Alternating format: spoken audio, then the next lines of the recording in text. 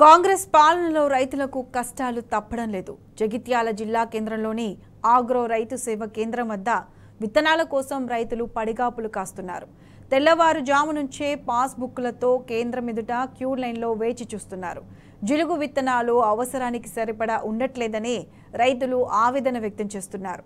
పైగా ఏఈఓ సంతకం కావాలంటూ దుకాణదారులు కొర్రి పెడుతున్నారని అన్నదాతలు మండిపడుతున్నారు.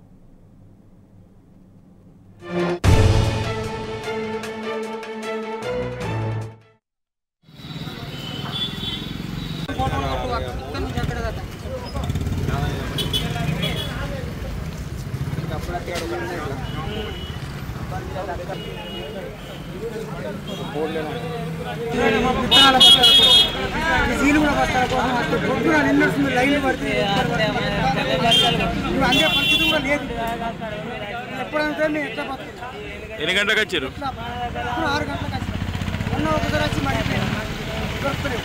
దేనికి వచ్చారు? ఎవరు వచ్చి పొద్దున 6 గంటలకు లైన్ కట్టి 6 గంటల నుంచి లైన్ మాకు అన్నం లేదు, ఏం లేదు. ఈ ప్రభుత్వం ఏం చేస్తుంది? మేము ఎండలో చస్తున్నాం. మేము మిమ్మల్ని గెలిపించుకున్నాం, ఏదో మంచి చేస్తారని మేము అనుకున్నాం. కానీ అడ్డుకోనకు అట్లయింది. ఇప్పుడు ఈ మందు బస్తాలకు, ఈ జీలుగు బస్తాలకు మేము నెరవేడు అవుతుంది. ఇక వండి ఇక మీకు ఓట్ వేయం, ఇక అయిపోయింది. వీడికే సమాప్తం. మమ్మల్ని గిద్ద కోసం వచ్చుకుంటున్నారు. గతంలో ఏఈఓ సంతకం అనేది కొత్తగా జీలుగు బస్తాల కోసం ఏఈఓ సంతకం అనేది ఫస్ట్ టైం. ఇప్పుడు మాత్రం ఇంతవరకు పచ్చిరొట్ట కోసం ఏఈఓ సంతకం అనేది మాత్రం ఫస్ట్ టైం. ఇప్పుడు అయితే నడుతుంది. గతంలో ఎట్లుండే? గతంలో మాత్రం ఎప్పుడు లేదు. పేపర్లు ఇస్తే జీలుగులు ఇస్తారు. ఇవి ఇప్పుడు ఏఈఓ సంతకం అంటే ఏఈఓ ఎక్కడ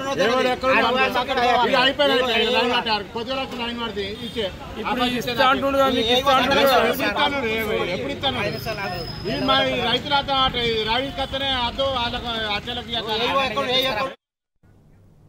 రైట్, ఇదే అంశానికి సంబంధించి పూర్తి అప్డేట్స్ మా ప్రతినిధి సందీప్ రావు అందిస్తారు. సందీప్ రావు, ఒక జగిత్యాల రూరల్ మండలమే కాదు, జగిత్యాల జిల్లా వ్యాప్తంగా మల్లాపూర్, ఇబ్రహీంపట్నం, మెట్పల్లితో పాటు జగిత్యాల రూరల్, అలాగే మండ్యాల, పోతారం, నూకపల్లి అనేక ప్యాక్ సెంటర్లు కూడా ఇదే పరిస్థితి నెలకొంది. ఎందుకంటే ఆగ్రో ఇక్కడ చూస్తున్న రైతు ఆగ్రో సెంటర్ వద్ద దాదాపు నిన్న ఉదయం కూడా కొద్దిమంది వచ్చి జిలుగు విత్తనాలు అందుబాటులో లేక వెనుదిరిగి వెళ్ళినటువంటి పరిస్థితి. తాజాగా ఇవాళ కూడా అనేక మంది రైతులు వచ్చినప్పటికీ వారికి సరిపడా ఇవ్వకపోవడము, ఉన్న దాంట్లోనే అంటే పూర్తి స్థాయిలో అందుబాటులో లేక ఏఈఓ సంతకం తీసుకోవాలంటూ కొత్తగా పేచీ పెడుతున్నారని రైతన్నలు ఆగ్రహం వ్యక్తం చేస్తున్నారు. వివిధ గ్రామాల నుంచి ఉదయం 4 గంటలకు బయలుదేరి వస్తే 6 గంటలకు ఇక్కడికి చేరుకున్నటువంటి రైతులు 6 గంటల నుంచి దాదాపు ఇప్పుడు 11 గంటల వరకు కూడా వారు వేచి చూస్తున్న పరిస్థితి.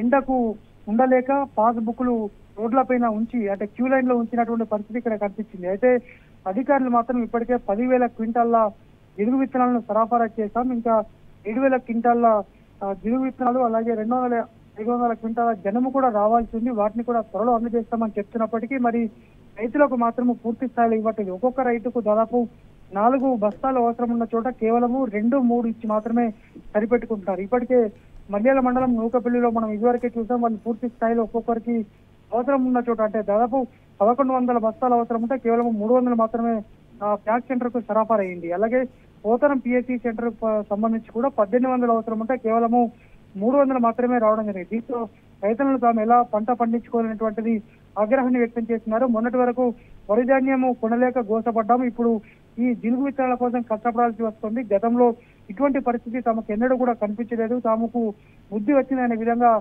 రైతులైతే చెప్తున్న పరిస్థితి మనకు కనిపించింది. Pratheesha. Right Sandeep Rao, thank you.